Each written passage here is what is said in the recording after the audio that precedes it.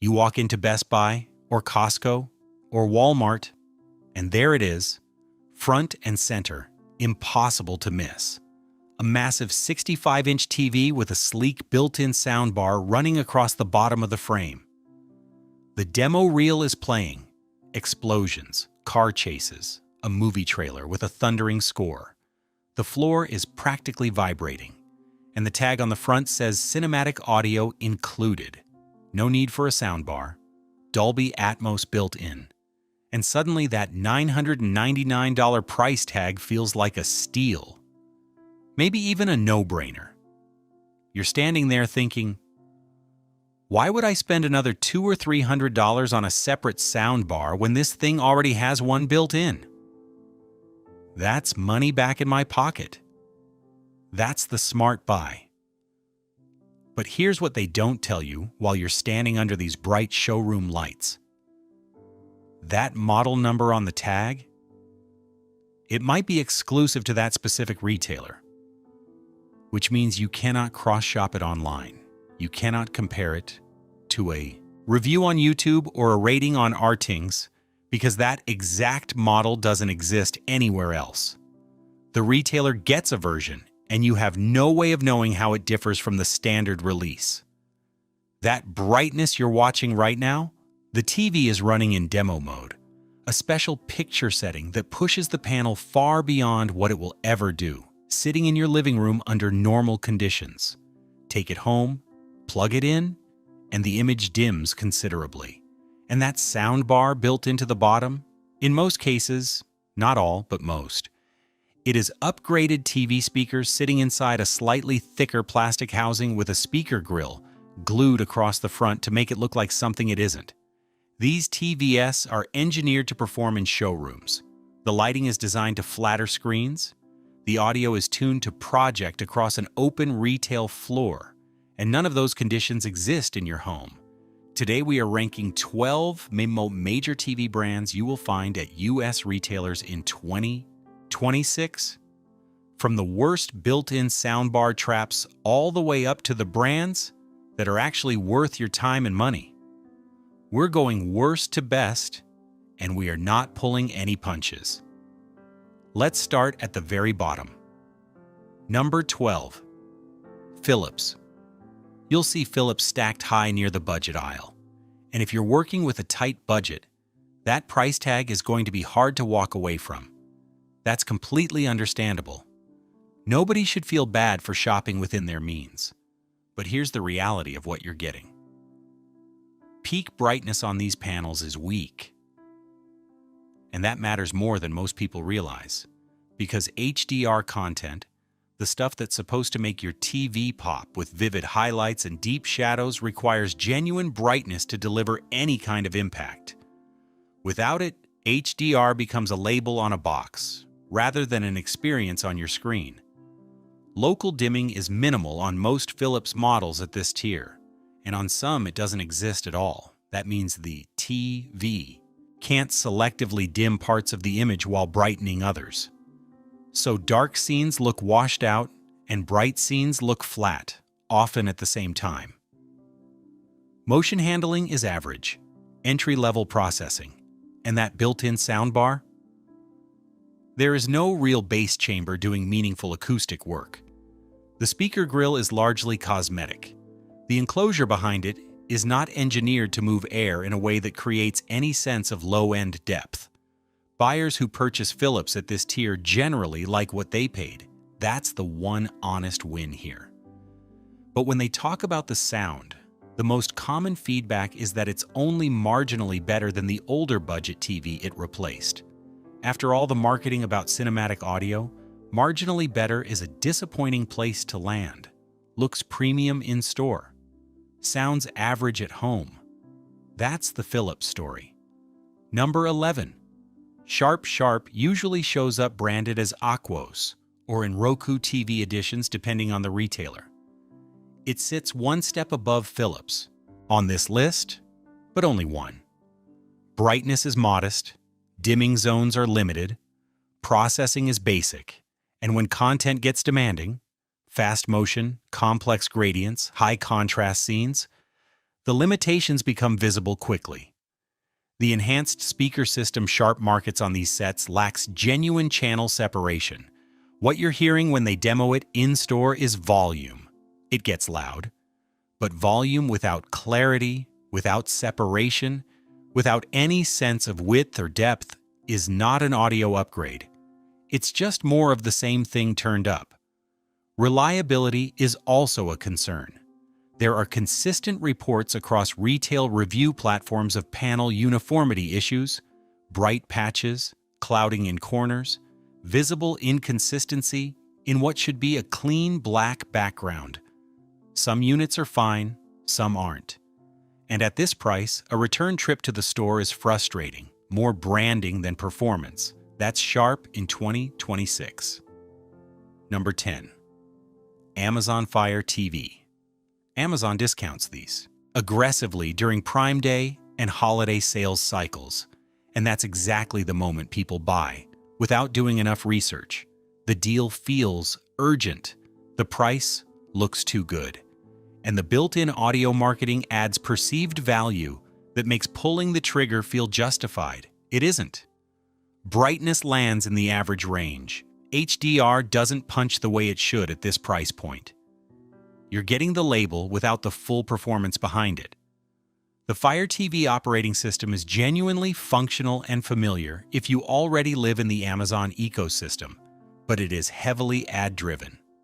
The home screen is a promoted content surface first and a TV interface second. That's a deliberate design choice, and you're going to see it every single time you turn the TV on. The audio on these sets is tuned for loudness, not for accuracy, not for immersion. When engineers are asked to make speakers sound impressive during a 60-second in-store demo, they tune for volume. That tuning does not serve you during a 2-hour film with a dynamic score and quiet dialogue scenes. People who buy these describe the experience as convenient, loud enough, good for streaming. Nobody describes it as immersive. Nobody walks away feeling like they got a home theater. This is a convenience TV. There is real value in that category. Just be honest with yourself about what it is and don't pay a premium expecting something it was never designed to be. Number 9. Roku Select and Plus series. Roku software is one of the best operating systems in the television space. It is fast, clean, easy to navigate, and genuinely reliable. Firmware updates don't break things the way they do on some competing platforms. The interface makes sense. Finding content is quick. The problem is that excellent software is riding on top of hardware that cannot support the full promise of what's being marketed. Brightness in the Select and Plus lines is moderate. Dimming performance is entry to mid-level, enough to handle basic HDR content, but not enough to deliver the kind of contrast that makes a great TV feel great. Processing is limited, and the built-in audio lacks low-end depth in a way that becomes apparent almost immediately when watching anything with real production value behind the sound design. This isn't a knock on Roku as a platform. The software deserves its reputation. But a great interface on a limited panel with mediocre integrated audio is not a home theater solution. It's a good smart TV that needs a real soundbar to become something worth being excited about. Great UI, not a great audio substitute. Number 8. Vizio leans hard into the audio marketing. The language on the packaging is confident. The branding is designed to suggest that the integrated sound system is a genuine differentiator, something worth paying for specifically. And to be fair, the picture on their Quantum Pro lineup is legitimately competitive for the money. Brightness is decent. Color. Performance has improved. For a mid-tier set, the panel does real work.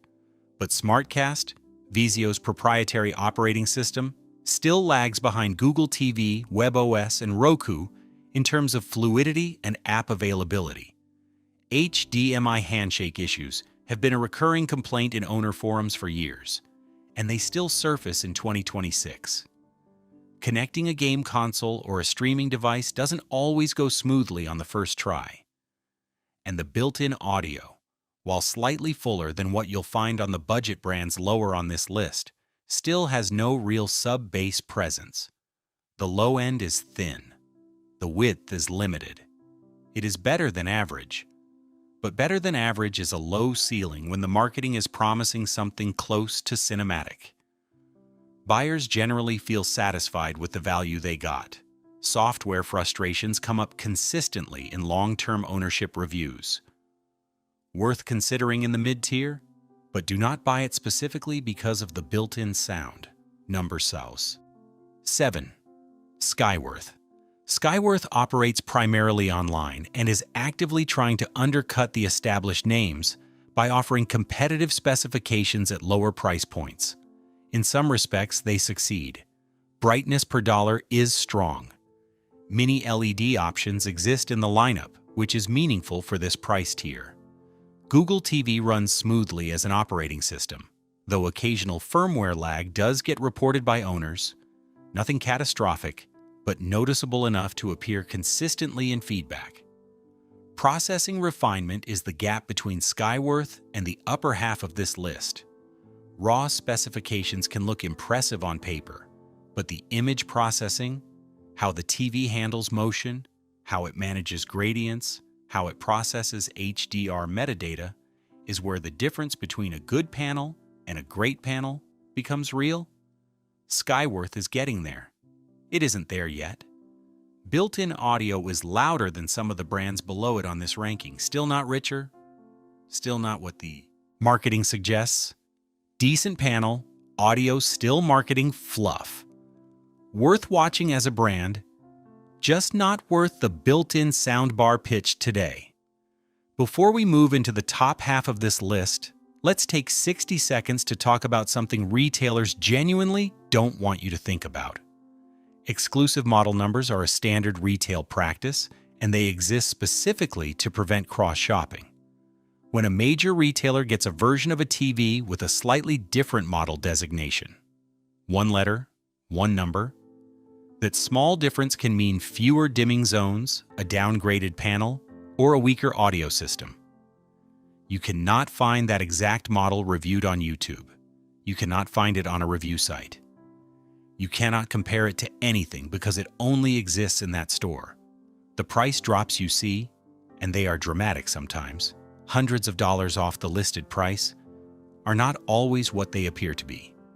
Manufacturers sometimes set an elevated original, suggested retail price, specifically so the sale price looks more impressive. This is not unique to TVS, but TVS are where it happens most visibly because the numbers are large and the emotional stakes are high. And the demo mode brightness issue is real enough that some consumer advocacy groups have raised it formally. The TV you're watching in the store is not the TV you're taking home. If this has already saved you from making a bad call on your next TV purchase, hit subscribe, because the next 6 brands on this list might genuinely surprise you. Number 6. Hisense. Hisense has become the brightness king of value televisions, and it isn't a close competition at this price tier. The U8N class and sets near it deliver peak brightness numbers that were sitting in premium territory just a few years ago. HDR performance is strong, genuinely strong, not just adequate. You're getting real highlights, real shadow detail, real contrast impact from content that was mastered with HDR in mind. For the money, it's hard to find a better picture. Operating system options vary depending on the model. Google TV on some, Fire TV on others. Both are functional. Google TV is generally preferred for its app library and interface consistency. Quality control has improved noticeably over the last 2 years. It's still not at the level of Sony or Samsung in terms of unit-to-unit consistency, but the gap has closed. Long-term reliability reports are trending better. Buyers are regularly impressed by the picture.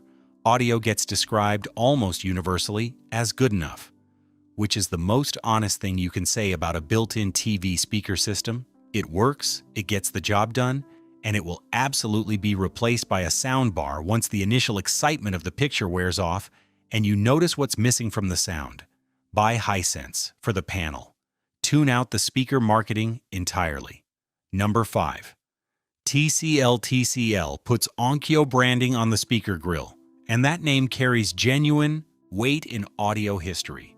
Onkyo built real receivers, real separates, real equipment that audiophiles used for decades. Seeing it on a TV speaker grill gets attention, and that's exactly why it's there. The picture performance at TCL's price point is legitimately hard to argue with. The QM8 class is extremely bright. Dimming performance is strong relative to what you're paying. Whether you're on a Roku OS version or a Google TV version depends on the model, but both are serviceable and familiar to most buyers. Audio is louder than average. Separation is better than the budget brands. But the bass is still thin. The Onkyo name on the label does not change the acoustic physics of the enclosure sitting behind it. A small housing with small drivers cannot produce the low-frequency energy that makes action movies feel physical and music feel full. That requires volume, air volume, that a TV chassis simply does not have room for. There are panel lottery complaints in owner communities.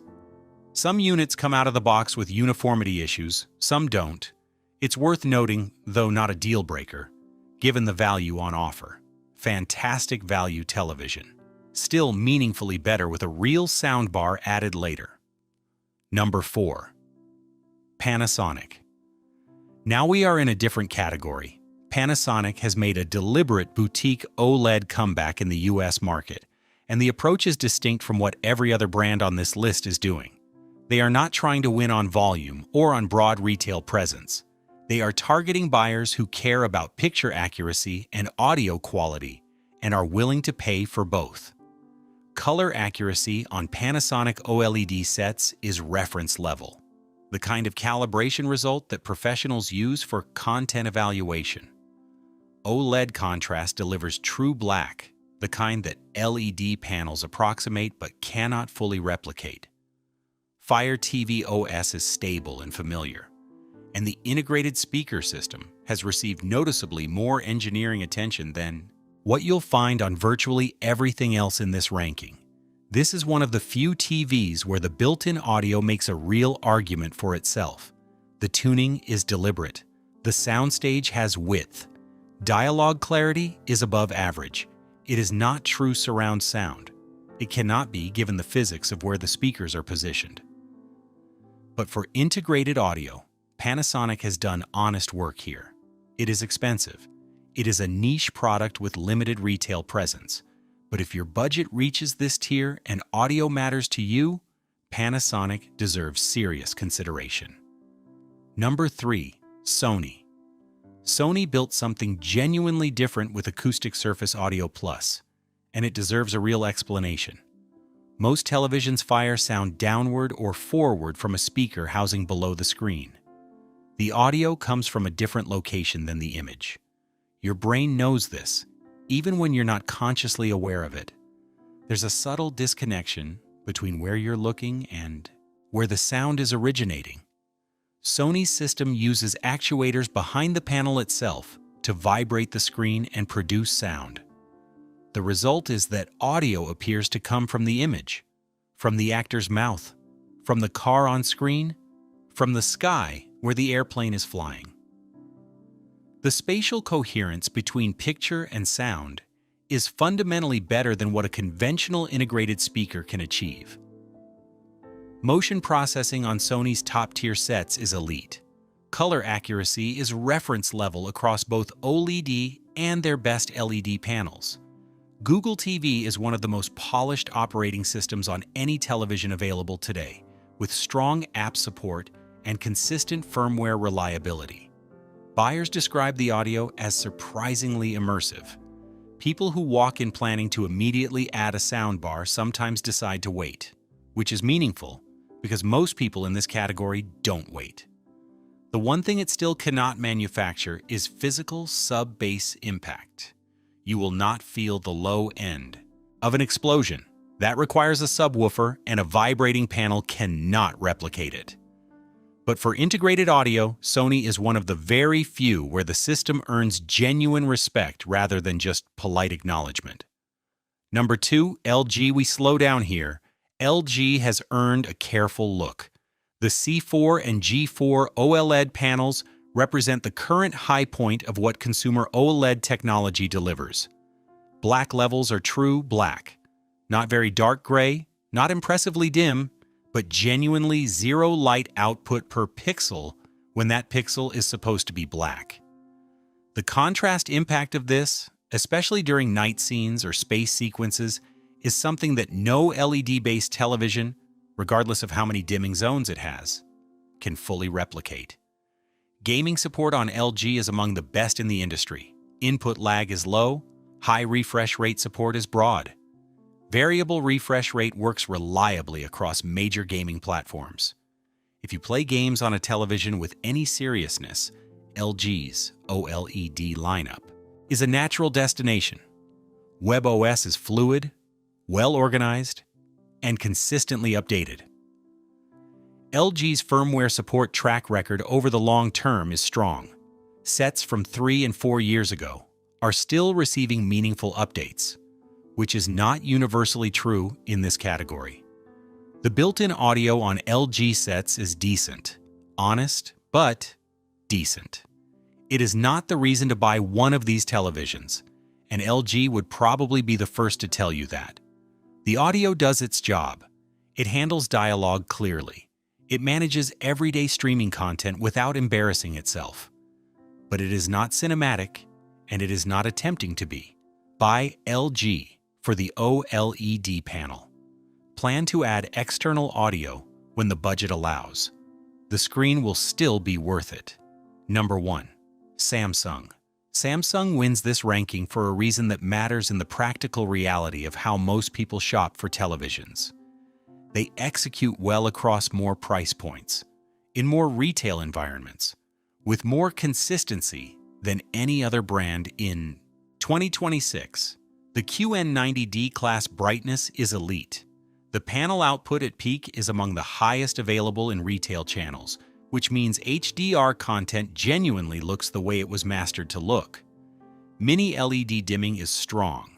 Not perfect, but strong enough to handle complex scenes with simultaneously bright highlights and deep shadows without significant blooming or loss of shadow detail. Gaming support is comprehensive across the Samsung lineup. Build quality is consistent in a way that matters when you're making a purchase at this price point. The hardware feels like it was manufactured to standard rather than manufactured to budget. The operating system, Tizen, is polished and fast. Smart TV features work reliably. The interface has matured significantly over the last several generations. Object tracking sound. Plus, Samsung's integrated audio system is one of the better implementations in this ranking.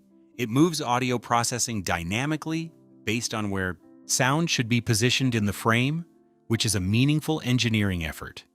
And Q Symphony, Samsung's system for combining the TV's built-in speakers with a compatible Samsung Soundbar, is a genuine innovation. When both are working together, the result is noticeably better than either alone. But here is the honest reality. The built-in speakers alone are still a starting point, not a destination. Samsung knows this better than anyone, which is why Q Symphony exists. The marketing will tell you no soundbar is needed. Samsung's own product lineup quietly tells you otherwise. Best overall picture performance at major retailers. Best overall execution across the board. Just go in clear-eyed about what the built-in audio can and cannot do. Here's where everything lands. The traps are Philips, Sharp, and the entry-level Fire TV lineup, where built-in soundbar mostly means cosmetic speaker housing and a louder mid-range. The middle tier, Vizio, Roku, Skyworth, TCL, and Hisense offers good panels, but audio marketing inflates the perceived value. You're paying for a sticker, not a system. The real winners are Panasonic, Sony, LG, and Samsung, where the picture performance justifies the price, and the audio is a bonus, not the reason to buy. Retailers aren't the enemy here. Best Buy isn't bad. Costco isn't bad. Walmart isn't bad. Buying the wrong model is. A built-in soundbar sounds convenient, but it locks you into average audio and removes any flexibility to upgrade. It's like buying a car because you liked the factory stereo. The stereo was never the point. If you're shopping right now, drop the exact TV model in the comments. I'll tell you if it's safe. And if you want real TV buying advice without the marketing tricks, hit subscribe.